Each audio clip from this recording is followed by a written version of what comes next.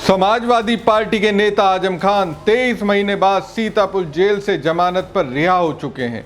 दिल्ली में अपना इलाज कराकर वो वापस रामपुर लौट आए हैं।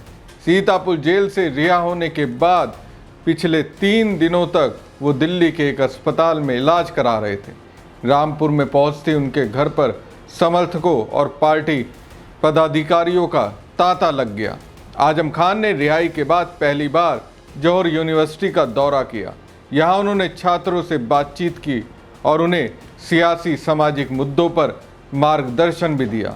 इसके अलावा आजम खान मेडिकल कॉलेज भी पहुंचे और वहां स्वास्थ्य सेवाओं और छात्रों की समस्याओं के बारे में जानकारी ली। लेकिन दोस्तों, इन सब के बीच सपा के वरिष्ठ नेता आजम खान ने एक बड़ी बात कह दी। उनकी उस बड़ी बात में मुख्तार अंसारी का जिक्र था। हाँ, मुख्तार अंसारी से जुड़ा वो डर समाया हुआ था, जिसकी वजह से जेल में उन्होंने खाना पीना छोड़ दिया था। नमस्कार दोस्तों, मैं हूं परवीन सानी। दोस्तों, पूर्व मंत्री आजम खान सीतापुर जेल से बाहर आने के बाद दिल्ली सरगंगा अस्पताल में भर्ती हुए अब वापस रामपुर आ चुके हैं। वहां पूर्व राज्यसभा सांसद और पत्रकार शाहिद सिद्दीकी ने आजम खान से मुलाकात की। मुलाकात के बाद शाहिद ने सनसनीखेज दावा किया। उन्होंने कहा, जैसे ही आजम खान को पता चला मुख्तार अंसारी की मौत हो गई, उन्होंने टीवी पर देखा था। उसी के बाद से उनके साथ कुछ ऐसा हुआ कि उन्हें कुछ भी खाने पीने से डर लगने लगा था। उन्हें इस बात का डर था कि जेल में मुख्तार जैसा ही कुछ मेरे साथ भी ना कर दिया जाए। शाहिद ने फेसबुक पर आजम खान से मुलाकात की तस्वीर पोस्ट की। उन्होंने पोस्ट कर लिखा, आजम ने मुझे बताया जेल में उन्हें और उनके बेटे अब्दुल्ला को जहर देने की कोशिश की गई थी। उनके खाने में स्लो पॉइजन दिया जा रहा था। जैसे ही उन्हें इस बात का एहसास हुआ, उन्होंने जेल में मिलने वाला खाना खाना बंद कर दिया। खुद अपने हाथों से खाना बनाना शुरू कर दिया। उन्हें उसी तरह मारने की साजिश रची गई थी जैसे मुख्तार अंसारी को मारा गया। वह, उनकी पत्नी ताजीन फातिमा और बेटे सभी भाजपा के टारगेट पर हैं और वे पूरे परिवार को मारना चाहते हैं। हालांकि दोस्तों, आजम खान शाहिद सिद्दीकी की ओर से स्लो पॉइजन देने के दावे को खारिज कर रहे हैं। आजम खान ने कहा, जैसे ही मुझे पता चला मुख्तार अंसारी की मौत हो गई, मैंने टीवी पर देखा था। उसी के बाद से मेरे साथ कुछ ऐसा हुआ कि मैं कुछ भी खाने पीने से डरने लगा था। मुझे इस बात का डर था कि जेल में मुख्तार जैसा ही कुछ मेरे साथ भी ना कर दिया जाए। तो आजम खान स्लो पॉइजन की बात से तो इनकार कर रहे हैं, लेकिन मुख्तार की मौत से वो दहशत में थे, इस बात को स्वीकार कर रहे हैं। दोस्तों, आजम खान और मुख्तार अंसारी दोनों ही नेता जेल में रहे। मुख्तार अंसारी की मौत बांदा जेल में हार्ट अटैक के कारण हुई थी।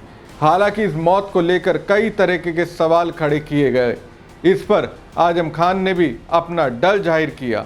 सपा नेता मुख्तार अंसारी की मौत बांदा जेल में बंद रहने के दौरान हुई थी।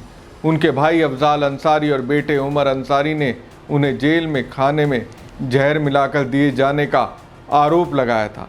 हालांकि जेल प्रशासन का साफ तौर पर कहना था कि अंसारी की मौत हार्ट अटैक के कारण हुई थी। इस बात को डॉक्टर ने भी कहा था। इसके बाद भी उस समय जमकर हंगामा देखने को मिला था। दोस्तों, वैसे आजम खान की रिहाई के बाद यूपी की सियासत में एक नया बदलाव शुरू हो गया है। ये 2027 के चुनाव को देखते हुए सभी राजनीतिक दलों की नजरें मुस्लिम वर्ग पर लगी हुई है। ऐसे में प्रदेश में 3 बड़े चेहरे सपा नेता आजम खान, सहारनपुर से कांग्रेस सांसद इमरान मसूद और मुख्तार अंसारी के परिवार पर सबकी नजरें लगी हुई हैं। उत्तर प्रदेश में करीब 20% मुस्लिम आबादी है जो समाजवादी पार्टी का साथ देती आ रही है। आजम खान की रिहाई के सहारे सपा अध्यक्ष अखिलेश यादव भी प्रदेश में मुस्लिम वोटरों में हो रहे बिखराव को रोकने की कोशिश में जुट गए हैं। आजम खान पश्चिम यूपी में सपा का बड़ा मुस्लिम चेहरा है। जेल में रहने के बावजूद मुस्लिम युवाओं में उनको लेकर काफ़ी क्रेज देखा जाता है, जबकि कई लोगों की उनके परिवार के प्रति सहानुभूति भी है। आजम खान या उनके परिवार से भले ही कोई सीधे तौर पर चुनाव ना लड़ सके, लेकिन उनका जादू आज भी कायम है। राजनीति में आने से पहले वकील रहे आजम खान यूपी में सबसे वरिष्ठ कैबिनेट मंत्री रह चुके हैं और रामपुर विधानसभा क्षेत्र से 9 बार विधानसभा के सदस्य रहने का खिताब भी उनके नाम है। उनके खिलाफ 80 से अधिक आपराधिक मुकदमे दर्ज हैं, लेकिन इसके बावजूद भी उनका असलदार मुस्लिम नेता के तौर पर जलवा कम नहीं हुआ। आजम खान अपनी शेर व शायरी और ख़ास अंदाज में व्यंग कसने के लिए जाने जाते हैं। उनके भाषण अक्सर सुर्खियां बटोरते हैं और यहाँ के लोगों में उसका असर पड़ता है। एक बार तो जब वो सांसद थे, उस दौरान अपनी स्पीच से अकेले ही उन्होंने भाजपाइयों को हिलाकर रख दिया था। सुनिए आजम खान ने उस टाइम क्या कहा था, सुनिए उनकी पुरानी स्पीच और फिर समझेंगे आजम खान की रिहाई से बीजेपी की राजनीति पर यूपी में कितना असर पड़ेगा। 47 में बंटवारे के वक्त हमें हक था पाकिस्तान जाने का, आपको नहीं था। हमें हक था, लेकिन हमारे अजदाद ने यह तय किया कि यह वतन हमारा है। हमारे अजदाद की कब्रें हैं यहाँ, हमारे बुजुर्गों के मज़ारात हैं यहाँ। जामा मस्जिद है दिल्ली की, ताजमहल है, किले हैं, हमारे बुजुर्गों की यादें हैं और यही आज धरोहर है हमारे भारत की। वही लोग गद्दार हो गए, उन्हीं का नाम लेकर सड़कों पर मारा जाने लगा। हम अपनी मर्जी से रुके थे, हमें किसी ने जबरदस्ती नहीं रोका था। जो अपनी मर्जी से रुके उनके लिए आज ही सदन में यह कहा गया कि जो वंदे मातरम नहीं कहेगा उसे भारत में रहने का अधिकार नहीं होगा। बहस वंदे मातरम की नहीं है। मेरी बात तो सुन लें आप, मेरी बात सुन लें, हो सकता है आपको शर्मिंदगी हो। बात वंदे मातरम की नहीं है मान्यवर।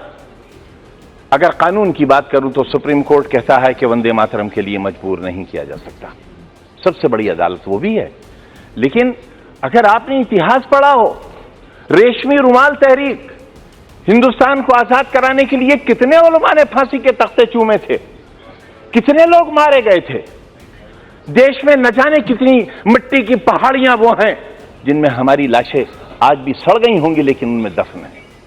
रेशमी रुमाल तहरीक में अगर आप रेशमी रुमाल की तस्वीर देखेंगे तो उस पर भारत मां की तस्वीर छपी हुई मिलेगी आपको। ये रिश्ते कब थे? ये 1942 में जब हिंदू और मुसलमान ने एक बर्तन में खाना खाया था, तब अंग्रेज को लगा था कि वो अब हिंदुस्तान में राज नहीं कर सकेगा और 1942 से ही उसने अपना बिस्तर बांधना शुरू कर दिया था और 1947 में हिंदुस्तान आजाद हो गया था। हम आज भी एक ही मोहल्ले में रहते हैं, एक घर में बैठते हैं, हमें किसी को एक दूसरे से डर नहीं लगता। लेकिन जब हम चुनी हुई संस्थाओं में आते हैं, जब वोट जैसी चीज हमारा मुकद्दर बनने वाली होती है, तब इंसानियत के सारे रिश्ते हमारे टूट जाते हैं मान्यवर। इससे देश बहुत कमजोर हो रहा है, इससे हम बहुत कुछ खो रहे हैं। आप मुझे मजबूर तो नहीं करेंगे। मैं आपसे ये कब कह रहा हूं कलमा पढ़िए आप? मैंने आपसे कब कहा? मैंने आपसे कब कहा कि कुरान की आयतें पढ़ी जाएं? यहां ये लोकतंत्र का मंदिर है, ये संविधान का मंदिर है। जो चाहे कहे, अगर मैं कहूं तो आप रोक नहीं सकते और मैं न कहूं तो आप मुझसे जबरदस्ती नहीं कर सकते। और अगर आप जबरदस्ती कर सकते हैं तो कहिए, आप कहिए कि जबरदस्ती कहना होगा।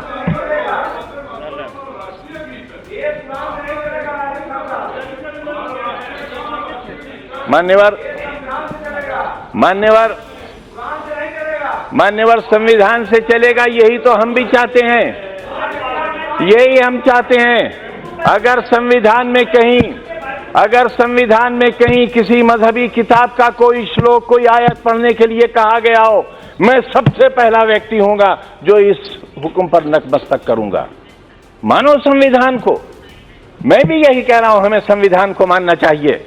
और जो लोग संविधान को नहीं मानेंगे वो देश के साथ अच्छा नहीं करेंगे, क्योंकि ये देश बहरहाल सबका है। पूरा जिस्म हाथों से बना हुआ नहीं है, पूरा जिस्म पैरों से बना हुआ नहीं है। शरीर का एक हिस्सा खत्म कर दिया जाए, इंसान नहीं रह जाएगा। हिंदुस्तान एक बेहतरीन इंसान है, इसे बेहतरीन इंसान बना रहने दिया जाना चाहिए। इसलिए तो दोस्तों, सपा कार्यकर्ता आजम खान के जेल से बाहर आने से काफी उत्साहित हैं। उनका मानना है कि 2027 के चुनाव में आजम के सारे मुस्लिम वोटर लामबंद होगा, जिसका सीधा फायदा सपा को होगा। वैसे देखा जाए यूपी में इंडिया गठबंधन के पास कद्दावर नेताओं की कमी नहीं है। सपा तो छोड़िए, कांग्रेस के पास भी मुस्लिम समाज से आने वाले कद्दावर नेताओं की कमी नहीं है। कांग्रेस नेता इमरान मसूद पश्चिम यूपी के दिग्गज नेता हैं। पूर्व केंद्रीय मंत्री दिवंगत नेता काजी राशिद मसूद के भतीजे हैं और 50 साल तक पश्चिम यूपी की सियासत में उनकी तूती बोलती थी। उनके साथ रहकर ही इमरान मसूद ने राजनीति के गुल सीखे थे। आज भी मसूद परिवार का इस क्षेत्र में खासा दबदबा है। इमरान मसूद ने साल 2006 में अपनी सियासी सफ़र की शुरुआत की और वो सहारनपुर की नगर परिषद के अध्यक्ष बने। इसके बाद साल 2007 में सहारनपुर की बेहट सीट से निर्दलीय विधायक बने, जिसके बाद उन्होंने अपनी सियासी ताकत का एहसास कराया।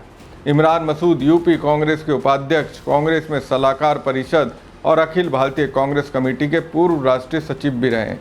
मसूद खानदान का यूपी के मुस्लिमों में खासा असर है। दोस्तों, एक वक्त था जब पूर्वांचल में मुख्तार अंसारी के नाम की तूती बोलती थी। मुख्तार की मौत के बाद भी इस परिवार का रसूख कम नहीं हुआ।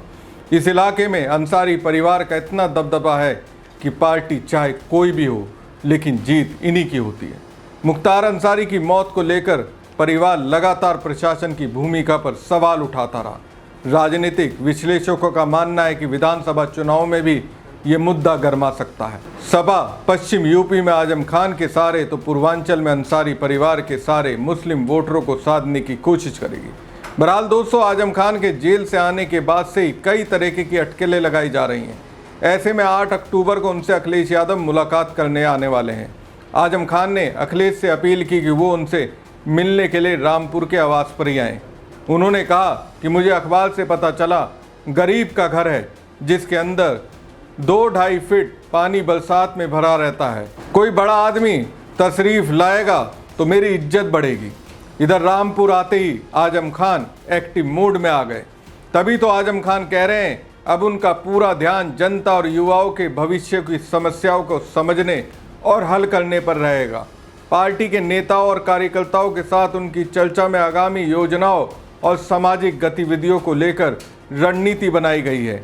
लेकिन इन सब के बीच आजम खान उस डर से बाहर निकलने का प्रयास कर रहे हैं जो मुख्तार अंसारी की जेल में मौत के बाद उनके दिल में बसा।